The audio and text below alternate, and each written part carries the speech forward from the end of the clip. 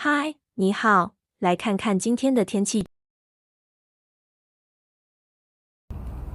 中央气象署今9月30号凌晨2点30分，针对台东、恒春半岛两地区发布陆上台风警报。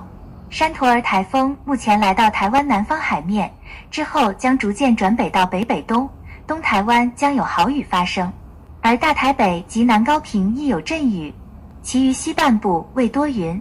离岛及海岸应注意强风长浪。气温方面，各地气温约在23至31度。